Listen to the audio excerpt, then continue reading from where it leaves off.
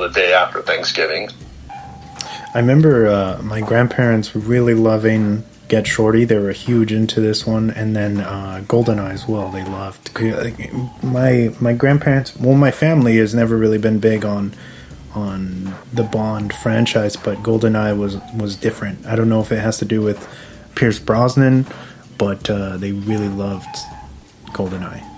GoldenEye is great, and that was the first Bond movie in 8 years, maybe 7 years or so, because the last Bond movie is in '89, and then there's some kind of trouble or rights issues or something. So they didn't make anything for a while, and by then I think Timothy Dalton had moved on. So they went with Brosnan, who was their first choice before Timothy Dalton in the late '80s. But Brosnan couldn't get out of his Remington Steele TV contract. So they went with Timothy Dalton, who was a good Bond, but didn't really get enough movies to really kind of sink in. Yeah. But Brosnan was good. Brosnan is very good in at least the first two movies. The last two are bad movies, and I feel bad for them. Because the World Is Not Enough is okay. Which one? Is that the one with Halle Berry? Or no, Denise Richards? Denise Richards. And Denise Richards is woefully miscast in the movie. And then, but the movie itself is okay. It's got a great theme song from Garbage that I always loved. But no, the Halle Berry one is Die Another Day, which is fucking atrocious. It's so bad. And the Madonna disco theme song is the fucking worst I ever heard. I hate it so much, and I feel bad because Halle Berry deserved to be in a better Bond movie. Yeah. And she was actually a pretty good foil for Bond. But man, Die Another Day is so fucking bad. But GoldenEye is probably a top 5 Bond movie. It's fantastic. And Brosnan's really good in it. So I'm glad that your grandparents like both of those movies. Get Shorty's fantastic, and so is GoldenEye. And like I said, I'm pretty sure GoldenEye opens up at Thanksgiving, and then now was number 1 at the box office for a while. But I'm glad that Get Shorty at least had an audience, and seems like it's got more of an audience since it went on video, and I don't know if it's streaming anywhere, but I would say, hey, check it out. Check it out because I love it. Get Shorty, I think because it's on Cinemax right now, I think it should be streaming on the... Cinemax has their own streaming service, so I think you can watch it through there. Really? They have their own? Shouldn't that be part of HBO Max since it's all Time Warner? I know that HBO owns both channels.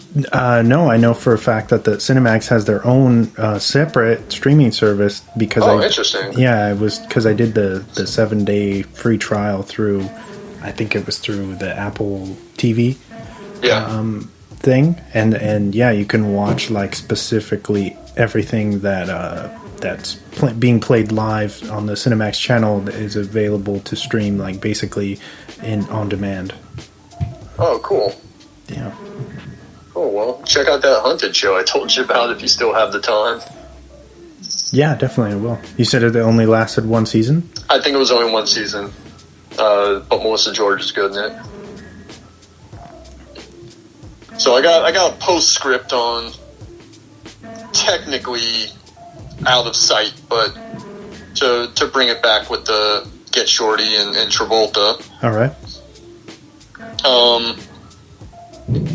Quentin Tarantino, he's making Jackie Brown, and he wants to reunite with John Travolta. He wants Travolta to play the Ray Nicolette role in Jackie Brown.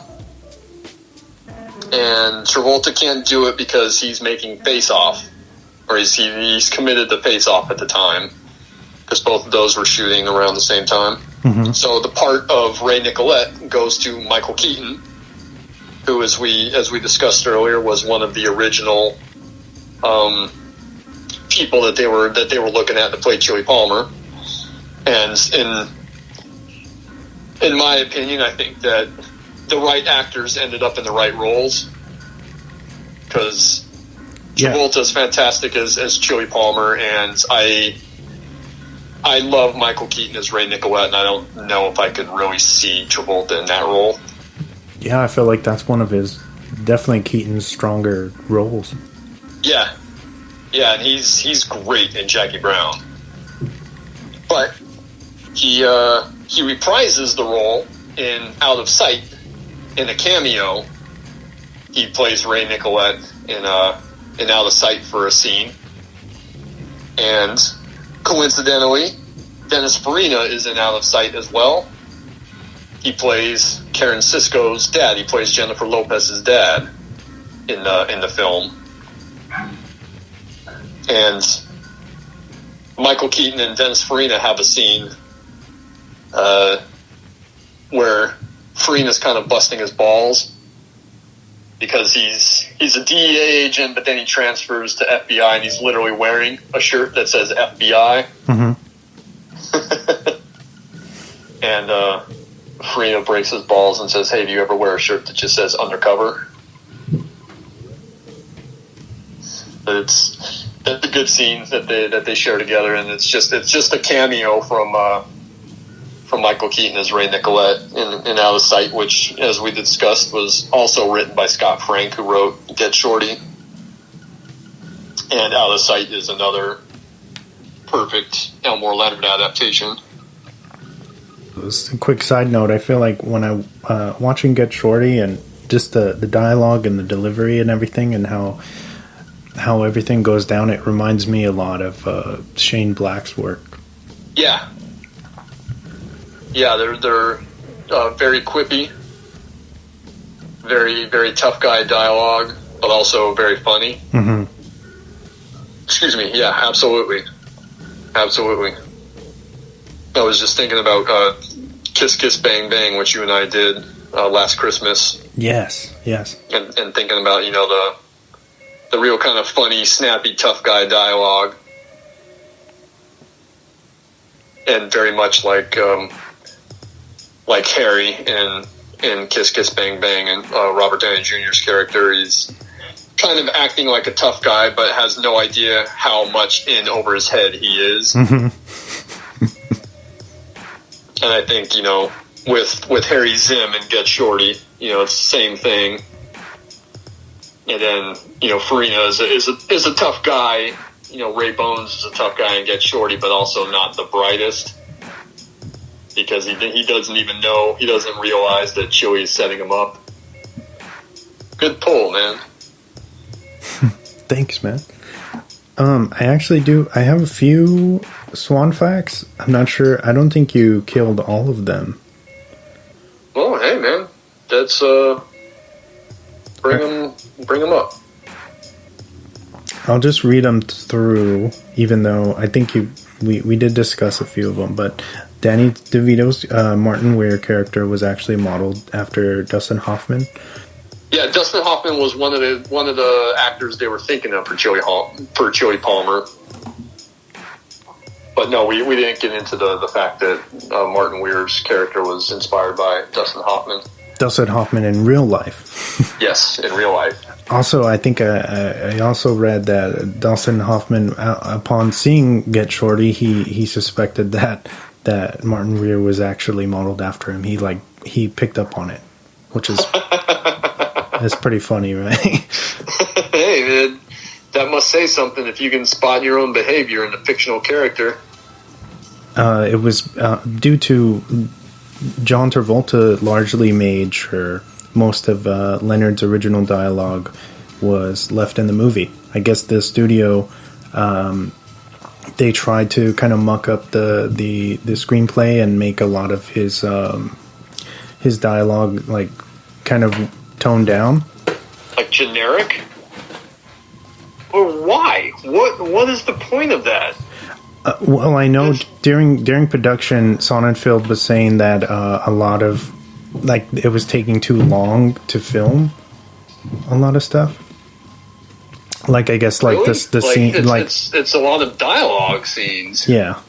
So from what I read, they were concerned about the scenes taking too long to shoot with the dialogue, which is strange that they would even attempt this and then try to change. Like, I saw an example of was it one of the opening scenes where Travolta goes to get his jacket back.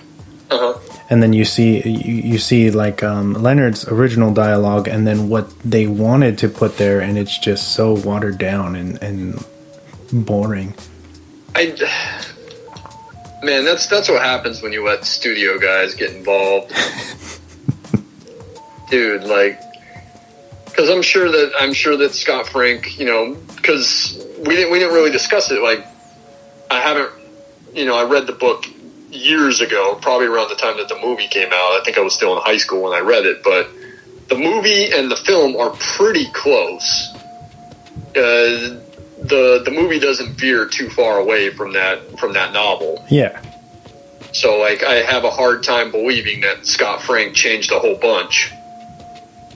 And if a lot of Leonard's dialogue was intact in Scott Frank's original screenplay, then why would you want to water that down? Why would you want to make, you know, just some generic dialogue when the Leonard dialogue is so strong? Yeah, I don't know. Just people trying to make dumb decisions. But luckily, John Travolta believed in the work where he was like, whether if we change this dialogue, then I'm not going to do it. Yeah, that's smart. Thankfully, because it's a fantastic film. What would it have been if they hadn't kept a lot of that Leonard dialogue in it? How shitty would it have been? How forgettable would it have been? Yeah, definitely. Harvey Keitel was uncredited for his cameo transition as Barboni. This was actually a favor to Danny DeVito. Oh, right? Yeah. He owed DeVito a favor. We didn't mention it. I don't know if I'm the blow up on your Swan Facts, but DeVito is a producer on this. Yeah. Him and Michael Shamberg and Stacey Sher at Jersey Films. They had helped produce Pulp Fiction. Yep. And they were on this. So that bears mentioning that DeVito's a producer. That's good. He got a good cameo for Ray Barboni. Yeah, it's a great transition. I love it. Yeah. and when he turns around and you can see it's Harvey Keitel, he's got like the really big, fat, busted nose still. You know, and like the dark circles under his eyes because of the nose.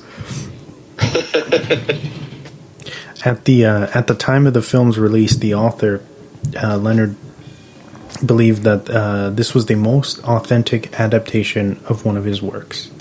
Well, having read all three of the books that I told you were perfect adaptations, he's not wrong on any three of those. They are all fantastic adaptations, and I know that's the story about Jackie Brown too. Was that he really loved the Jackie Brown screenplay, even with the changes that Tarantino had made to it. Yeah, but any of those three movies, Out of Sight, Get Shorty, and Jackie Brown, any of those three movies, those are perfect adaptations. Where it stays pretty close to what the story of the novel was, but there's just enough changes in it, but the changes are something that makes sense. And that work within the realm of Leonard's work. Mm-hmm. So my big question for you right now is what is going to be our next bonus episode? Will it be the Christmas special? It probably will have to be.